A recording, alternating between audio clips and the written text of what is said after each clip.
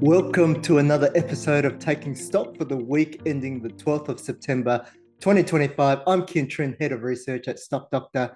And joining me today is our equities analyst, Charlie Song, to stream to you all things share markets. How are you, Charlie? And thanks for joining us. Yeah, always great to be here, Ken. I'm good. How about you? Yeah, not too bad, Charlie. Reporting season's ended, but we've still got a few stocks under review, which we're looking at. So that'll be quite interesting. But as always, the information we share is of a generic nature and doesn't take into consideration your personal situation. So shares are volatile, and any past performance figures aren't indicative of future performance. Well, Charlie, we talked about the reporting season that's now behind us.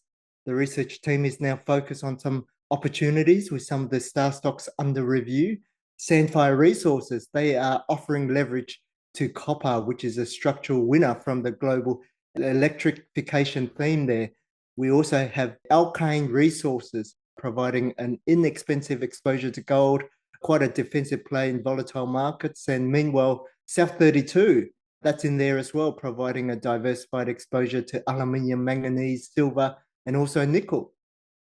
Yeah, and XRF Scientific stands out as a smaller but higher quality play, supplying critical sample preparation equipment and consumables used by miners and laboratories.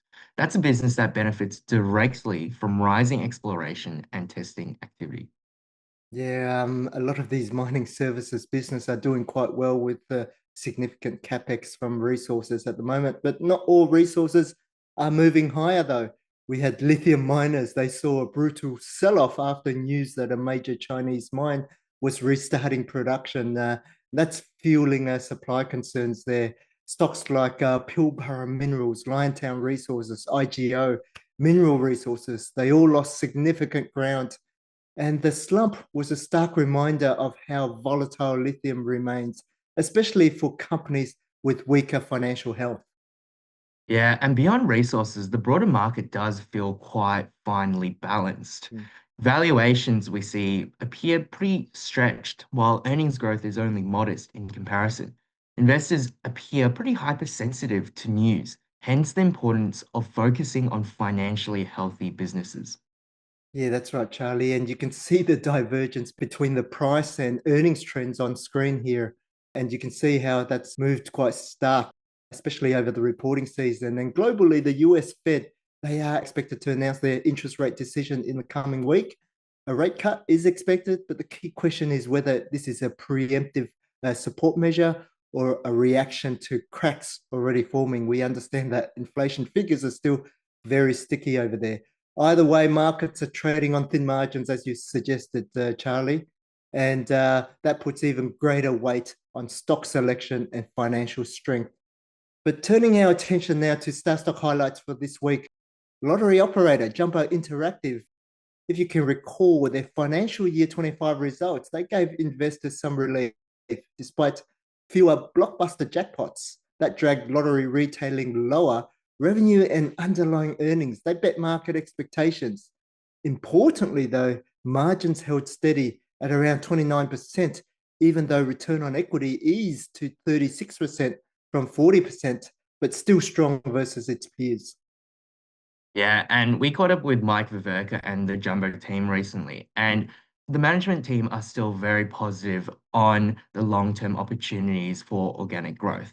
And that's important. That's going to drive a lot of upside in the share price. We think that Mike's ownership, 14% of all issued shares, still reflects a lot of skin in the game. And that's good for alignment with shareholders. Yeah, definitely, Charlie. I mean, it's good to see the founders still involved strongly there and even having a close relationship with you guys as well and us. But the real excitement this week came from Jumbo's long term agreement with RSL Queensland. From 2027, its platform will power the Dream Home Art Union, Australia's largest prize home lottery, with about 200 million in annual ticket sales. And this deal could deliver over 4 million in revenue, boosting Jumbo's financial year 27 earnings by around 3%. Yeah, and what's compelling about that deal is really the structure. It's low upfront capital with a fixed and tiered fee model that offers upside for Jumbo. It reinforces the scalability of Jumbo's platform, and with the stock still trading at a discount to its fair value, this could represent opportunity for some investors. Yeah, a few positive catalysts coming through there, Charlie. But moving now towards a newly elected star growth stock, Vysarn. Put simply, Vysarn is a water services business. It drills bores, tests water, pumps excess water into underground storage, and treats wastewater. And its key strength is in providing multiple services under one roof, where clients get the full service package from one provider, and that creates efficiency and also loyalty and stickiness. Yes, and that's the investment angle. In FY25, acquisitions of CMP Consulting and Wastewater Services broadened the business beyond Western Australian mining. Despite the deals, return on invested capital still rose to 24%. That shows management is using its assets effectively and lifting rig utilization whilst driving strong earnings growth from the advisory and technology services divisions. Yeah, what I noticed, Charlie, with this business is that even though it's providing water services, it's still classified as a resources stock under our stock selection model and also under the GICS classification as well, which kind of makes a bit confusing though. But what we can understand is that much of the revenue still comes from the iron ore miners, but future growth looks broader. Wastewater treatment, they've got advisory services, and also the Kariyarra water scheme that allows Vysarn to own and develop their own water assets that could deliver long-term utility style type kind of revenue once approvals are secured. Yeah, and we note that analyst coverage is quite limited on this stock, which reduces some visibility, but management have guided for profit before tax to rise above 40% to $21 million in FY26, with return on invested capital expected to climb to 26%. Structural demand for water infrastructure, CMPs, East Coast expansion, and the Kariyarra project underpin medium-term growth. Yeah, quite a few growth drivers there, Charlie. And, a return on invested capital of around 26% is significant there. But the trade off here is liquidity. There's only about average daily trade of around 300K, making the share price more volatile than a few of our other star stocks. But leadership appears aligned. We've got Chairman Peter Hutchinson, he owns 13%, and also the CEO, James Clement. He holds about 5%, both with strong management track records as well. For investors, it's a unique small cap play where water services and growth intersect. Now, for Under the Microscope this week, we are taking a closer look at another star stock initiation just recently. The company is called IVE Group, IVE, or IGL, which is Australia's largest printing and also marketing services provider. The company designs and prints catalogs, produces packaging, manages warehousing and logistics, and also runs data-driven marketing and brand activations. And importantly, following the collapse of printing business Ovato in 2022, IVE, they stepped up and became the clear market leader, securing relationships with the major retailers like Coles, Woolies, and also Wesfarmers. Yeah, that's right. And despite its leadership position, one challenge is that IVE operates in a quite a low margin industry.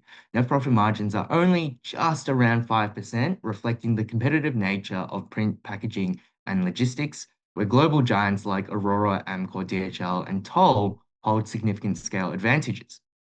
Even so, IVE delivers a very attractive return on equity of about 26%. Yeah, and that's where the competitive advantages come in, Charlie. IVE's scale in print makes it the largest major player in Australia, and that gives it some bargaining power and also some efficiency benefits as well. At the same time, its integrated services offering and long-standing customer relationships with many partnerships lasting over 10 years, that creates real stickiness. But these factors make it harder for large retailers to switch away even as the industry continues to evolve. Yeah, and looking forward, profit growth is expected to be fairly flat due to investment in a new Dandenong logistics hub, the Sydney Kemps Creek super site, and expanded packaging capacity. However, with only two analysts covering the stock, forward visibility is very low. Yeah, quite a few avenues still for growth there, Charlie. But those investments should lead to higher returns at a later stage. But from an income perspective, the story is far more compelling here. IVE pays a fully franked dividend of around 18 cents per share. That's already mentioned by management, which equates to a yield of around 6.5% or nearly 9% grossed up. Free cash flow of 32 cents per share over the next year covers that dividend. And with a payout ratio of just over 50%, it looks sustainable in the near term. We do think valuation might add to that appeal. At roughly 8 times earnings, the stock is trading at a discount to industry peers. That said, investors do need to be mindful of the risks. Printing is probably going to be in structural decline over the next few decades. It's a very thin margin business. There's low liquidity in the stock, and the analyst coverage means that the numbers there could be wrong. Yeah, and making it quite volatile, that low liquidity there, Charlie. But you're right there, with the low margins, investors should be mindful that IVE there may be a short-term holding within our Stargrow stock portfolio, especially if that profit margin doesn't hold above our required threshold of around 5%.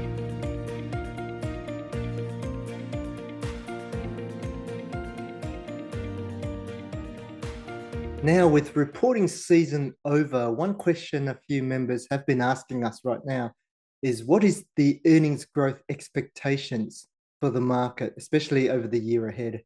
And to understand this, we have produced a chart on screen which shows the financial year 26 growth breakdown of the industry levels before and after reporting season. So after reporting season's the darker bar, while before reporting season is in the lighter bar.